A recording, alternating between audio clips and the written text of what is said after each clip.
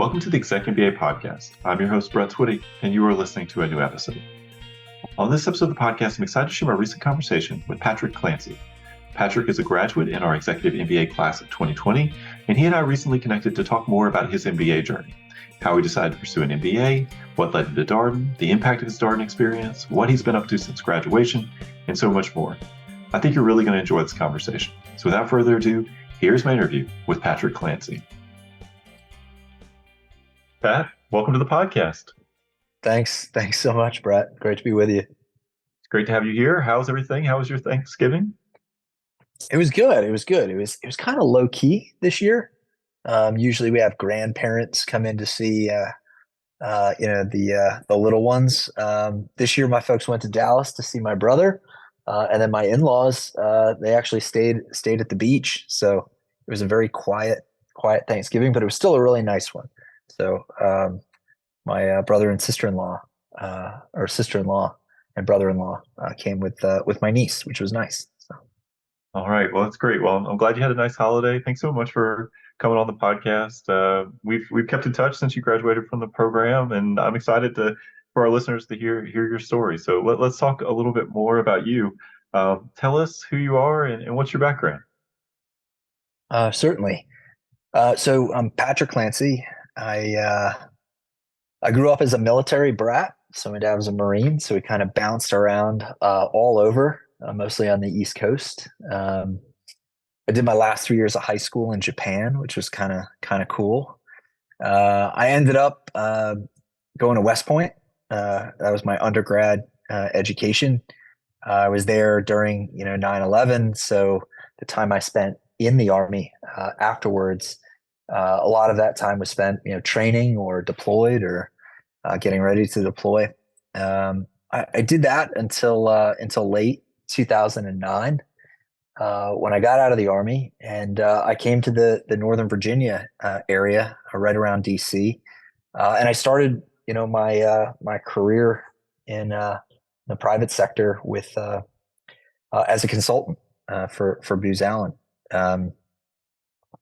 Did that for a number of years, and I started to specialize in technology engagements, particularly focused on biometrics and identity management, because that was a burgeoning field, certainly for the military around that time. And then it's since with COVID and everything, it's expanded a great deal into financial institutions and other sorts of things to combat fraud. So I've been with the company that I'm with now, which is called IDEMIA. I've been with them since 2013. So prior to even my time starting at Darden.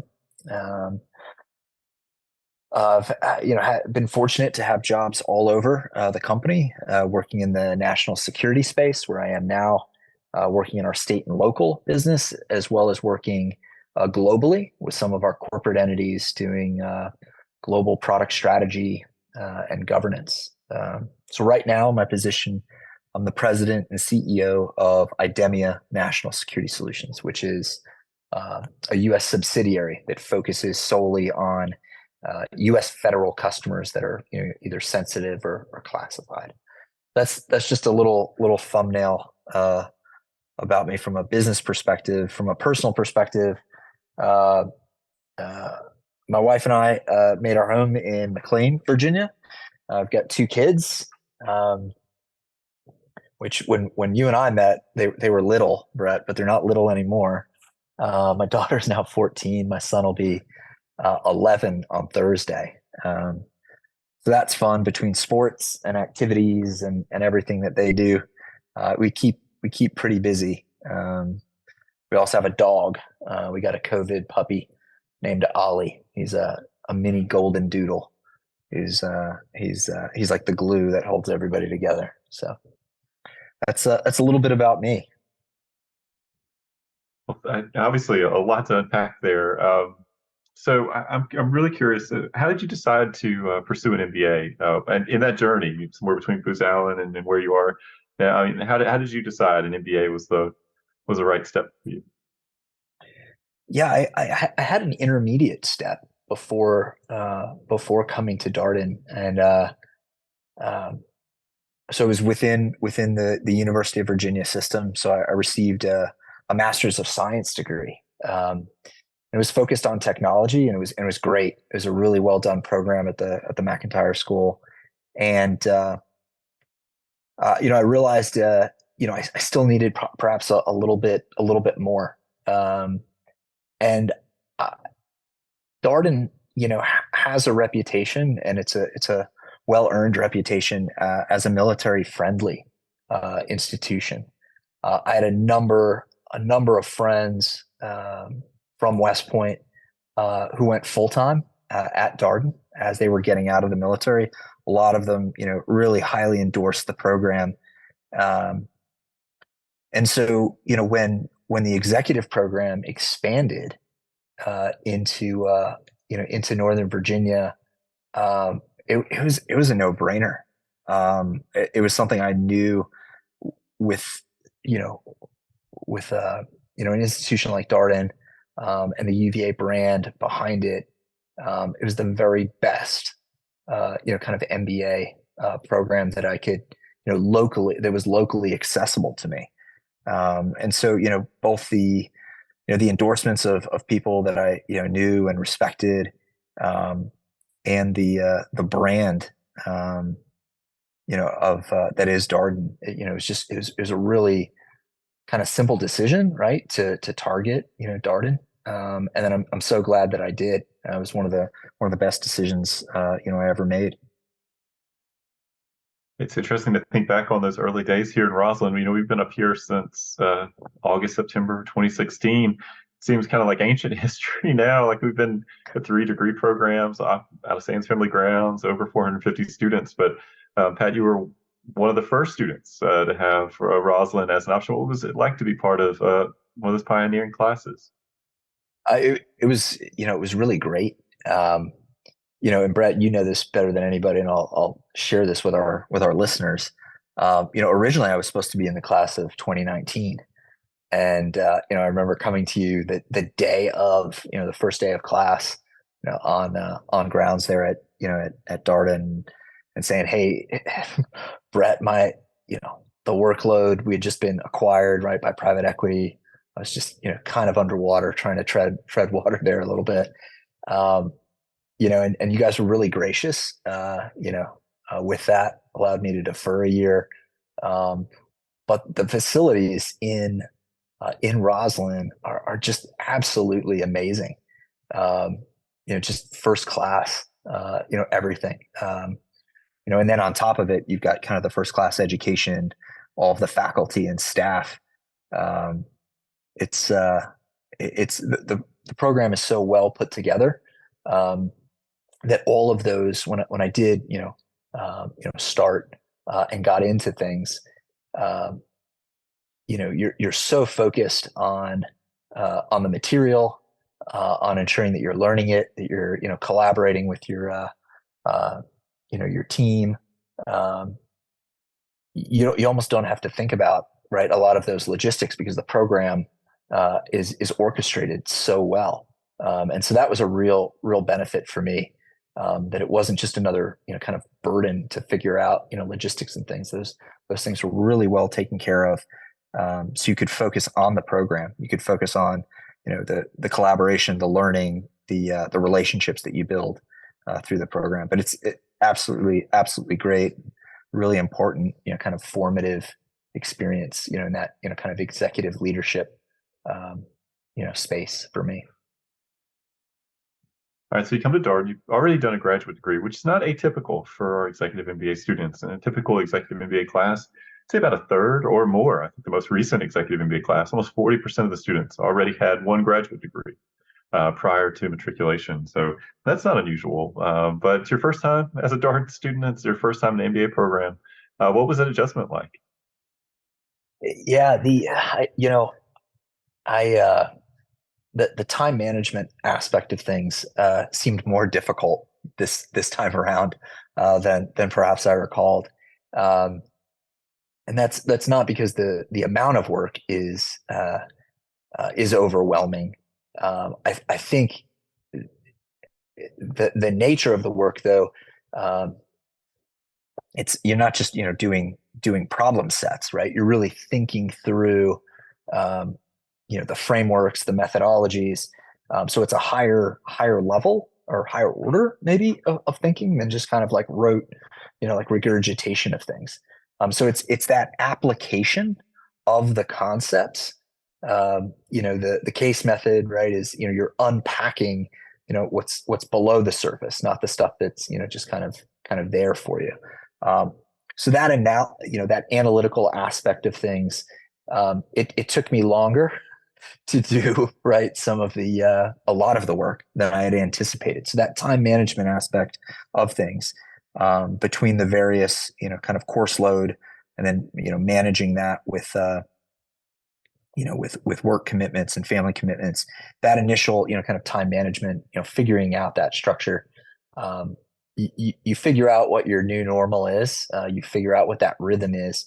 But that was probably one of the biggest adjustments for me. Just going from less analytical things to more analytical, takes a little bit longer to be really deliberate in not only the way you approach the work, but also, the deliverables, right, that I had. There was an expectation, from the faculty that, you're putting out, high quality work. You're not just answering the mail.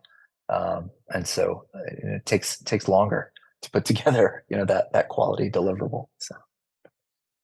How long do you feel like it took you to figure out the rhythm, the schedule that worked well for you and your family? It didn't take that long. I was really fortunate, because my wife, has always, just been a great partner, in these sorts of endeavors, whether it was with my career or with school. My children were extremely, understanding of, hey, dad can't be at, this soccer game, or, this baseball game or something. So my family was really, really helpful and really supportive with that. I'd say, within, probably like, before the first quarter was out, right? You kind of know, right? You've got your calendar well in advance, and so you can plan ahead, right? And you see what those events are on the horizon. You overlay that with your normal, right, kind of life, and you figure out, right, what's the give and take with those things. But I mean, there were things during the course where I had to maybe step away, um, for an event or something. But the expectation was, that was coordinated well in advance, and those sort of things. But yeah, it doesn't take too long. Doesn't take too long.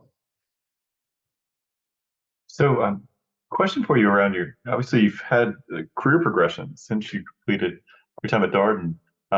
When you came to Darden, is that the career path that you anticipated for yourself? Is that what you had in mind? Was it, or was it something else that you were thinking about? Yeah. So I had a discussion. I think this is one of the exercises you do with your learning team. At least I know we had this discussion, and I had a really, really great learning team. We had a discussion. It may have been, our first time on grounds together, one of those icebreakers. But it was, what do you hope to achieve, right, from the program? Where do you want to be, at the conclusion, or 5 years from now? And I remember having the discussion over like a beer or something, and it was, I saw myself still at this company, but not where I am now. It was. I didn't see myself progressing, probably as fast, but I'm happy I did, and I give a lot of that credit to Darden, because again, it makes you stretch yourself, whether it's, the things you think you don't have time for, or maybe the tasks that seem, a little bit more uncomfortable than maybe you're used to, or you're comfortable with. Darden stretches you in the best way. So it makes you think about things differently. It makes you approach things in a more holistic way. And so for me, no, did I expect to be where I am right now with the same company? Perhaps not. But again, the opportunities that and the exposure to new concepts and my peers, my fellow students at Darden, I think helped out greatly with that. Helped me. My learning team certainly, we all pushed each other, and so I give a lot of credit to them as well for kind of being supportive. Uh, Well, Pat, what was surprising to you about your Darden experience? I find when I talk with prospective students, they have a lot of ideas about what an MBA experience might be like, but I have to think that there's things that surprise people that sneak up on people over the course of their time in the program. yeah. Other than how good the food was, right? Because it is amazing. I think I packed on a lot of pounds during the program because the food is really really good. Uh, I think the most surprising thing to me is the just the breadth of the perspectives within within the program, because you truly have uh, just such a diverse um, set of students that come to the program. And I recall, I think we had like two or three MDs right in the program. We had folks that worked in the nonprofit space, folks that worked in the financial space, the tech space, military. It was just and then then you have like international representation as well. Um, that breadth of perspective for me. I guess maybe I'd lived in Northern Virginia, the kind of the DC metro area, and worked in government maybe for a little bit too long, right? And so I was used to just kind of that perspective, but I got so much more, and that for me it was a really welcome surprise because the perspectives, the experiences that my peers brought to the program within their own business context uh, was as important as any case study, because again the case study is oftentimes people read it in different ways, or they draw different conclusions sometimes, or they unpack some of the challenges differently, or they approach challenges differently. That real breadth of perspective, or these differing perspectives, and we certainly had those conversations came out in class, right, where people would respectfully kind of disagree, and debate and share their own experience with, you'd find uh, two students from a similar market that had vastly different experiences with a similar situation, and that's amazing. You can't, I don't know where else you could get that. So for me, that was most surprising, a very welcome surprise that's helped me a great deal when I think about my team over here, and as we add new members to the team, that diversity of kind of thought and diversity of experience is important, because nobody's got a monopoly on ideas. So You mentioned your learning team a few times here. What would you want our listeners to know about your learning team? Do y'all stay in touch? oh yeah, absolutely. We've got a group chat and everything. So I think since we left, the team has welcomed, I think, two new babies. Um, you know, Folks have changed some jobs here and there. Again, they're all moving, kind of moving up as well. One of the learning team members started right her own company, which she had started when we were at Darden, and then it really kind of took off. In the last couple of years here. Um, yeah, the learning teams are, everyone is unique. Each one has a different dynamic, but I don't know how you all do it, Brett, but we gelled almost instantly. It was maybe it's like shared hardship. I don't know, but um, we gelled almost instantly, and that relationship was very, very important, not only in the early days but throughout the program when maybe somebody was having a particularly difficult time at work, or just there was a lot of weight. Sometimes my learning team certainly helped pick me up a lot of times. If you couldn't quite get something done, or maybe you did the reading or you did the analysis, but it wasn't quite your best effort, they'd help with it. So I relied on them quite extensively. I probably got more out of my learning team than I put in, which is probably a regret of mine. I certainly hope that they got something from my interaction with them. But the learning teams are one of the best aspects of Darden. And I really enjoyed it, and I really value those relationships that I made. I saw one of my learning team members just a couple of months ago at a show, and we picked up like it was yesterday, like no time had gone by, which was really, really nice. So you are now in this role, leadership role within your company, and when you think about the impact of your Darden experience, do you draw upon it every day? What has been the impact of your time at Darden? I think it's tough to pick out just one thing. I think maybe having come from a military background, you typically approach problems sometimes head on, right, which isn't always the best the best approach. Darden, that approaching a problem from different perspectives, or having those perspectives from which to assess a problem, to develop courses of action. I think from Darden, maybe the best way to put that impact into perspective is, sometimes in the military you think you've got to do it all yourself.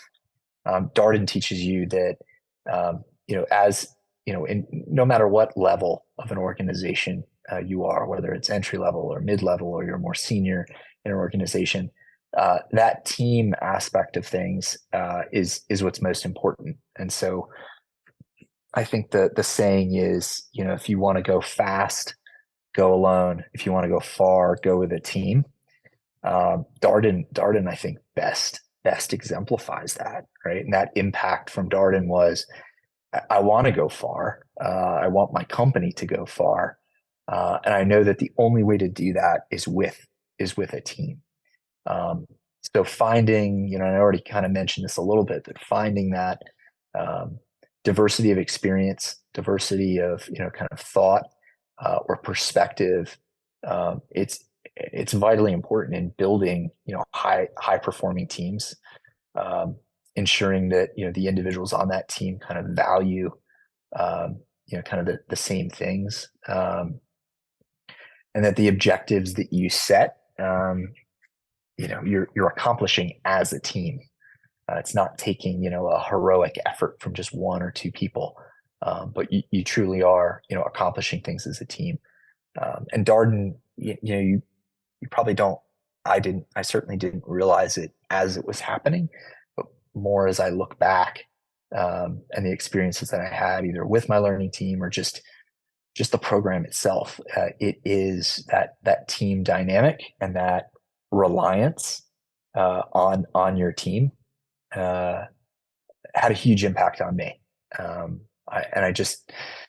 Maybe I took it for granted, or maybe it was just a different perspective than I had from the military, where the team also is most, kind of most important. It was just a different approach to it. And so that impact from Darden was most important for me. Are there any classes from your time at Darden that stand out to you, or that you think back on? I do.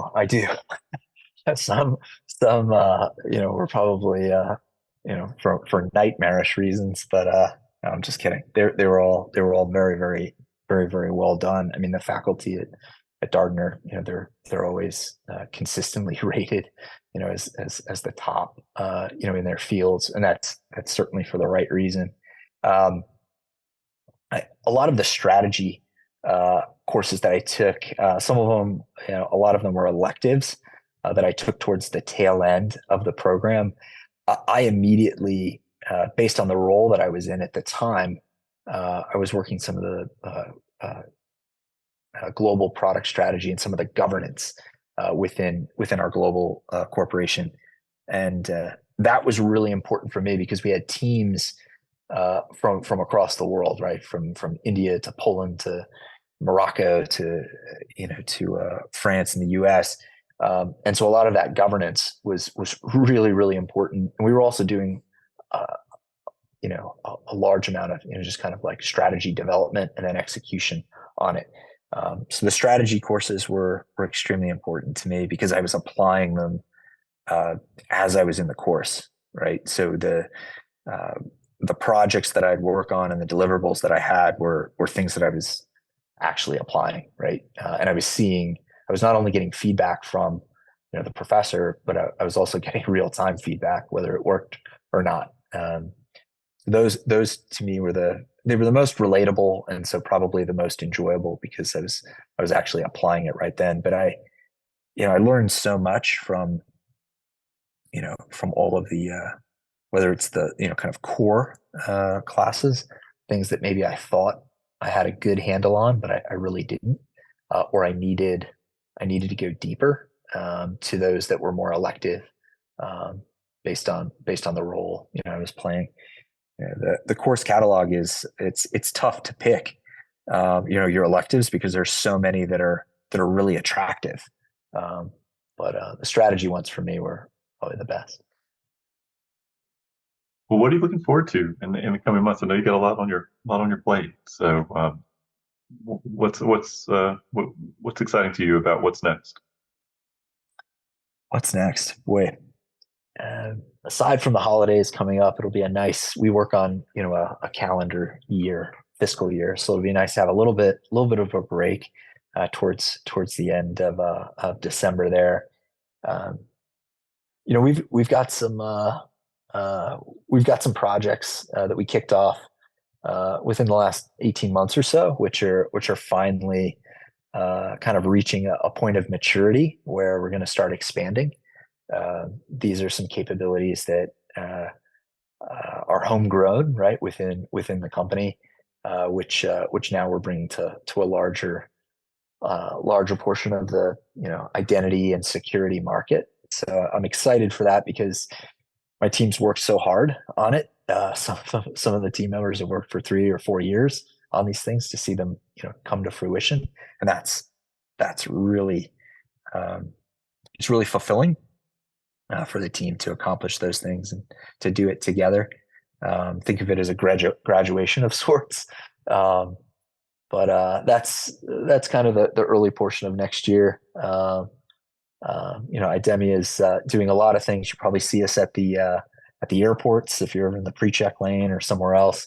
IDEMIA is going to be expanding a lot, whether it's mobile or digital credentials, on your device, or passenger facilitation, or just kind of identity and security technology. You'll see us a lot. So it's going to be busy, but looking forward to it. You mentioned the impact of COVID. Has the business changed significantly over the past few years, or expanded significantly? Definitely, it accelerated things. I think prior to COVID, a lot of the use cases that we're seeing, become common, for online transactions or combating fraud.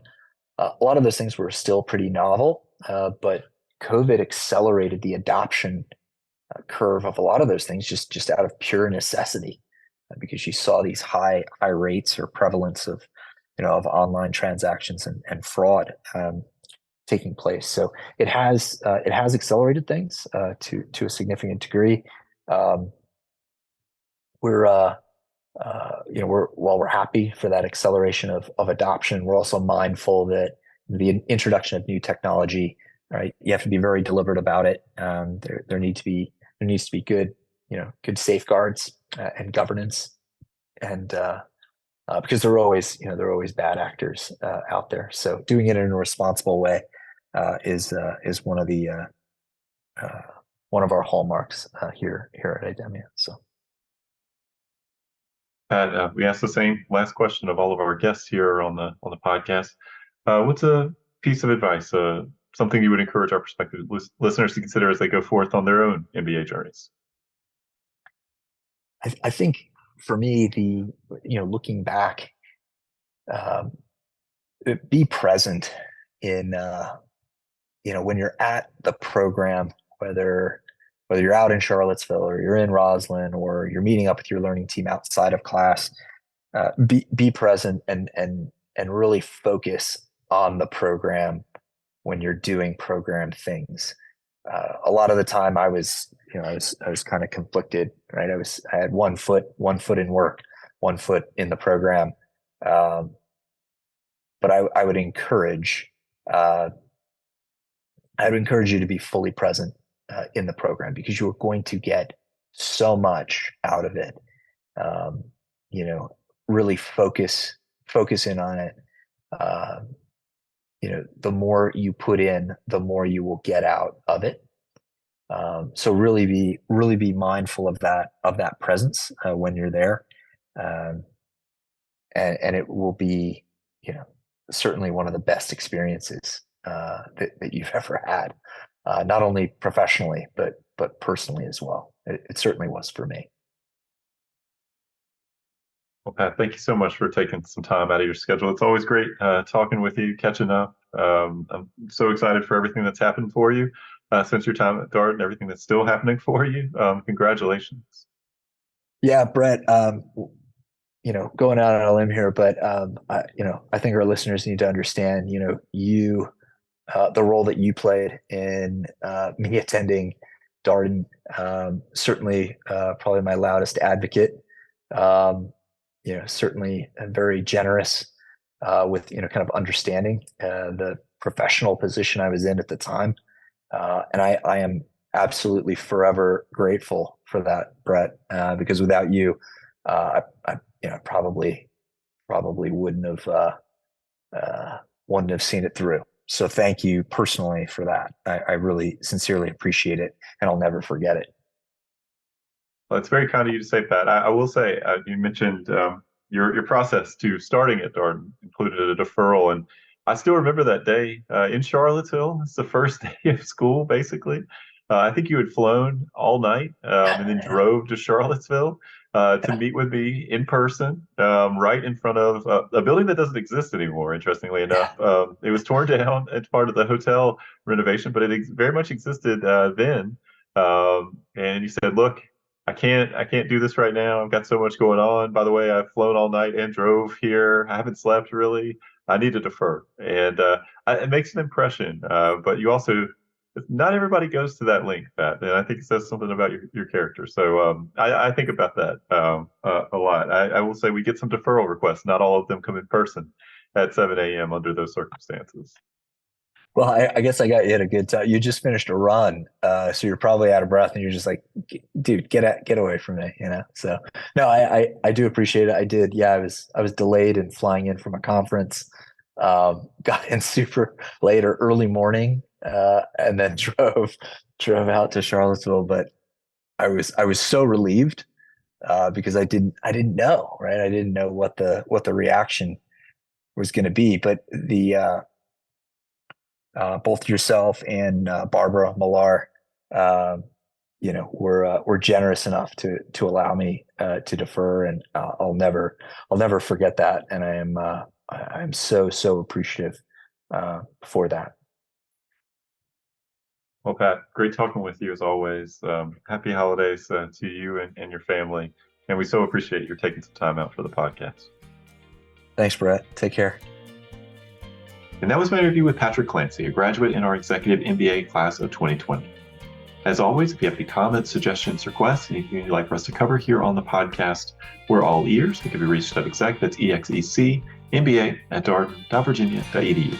Till next time, stay safe, be well, and thanks for listening.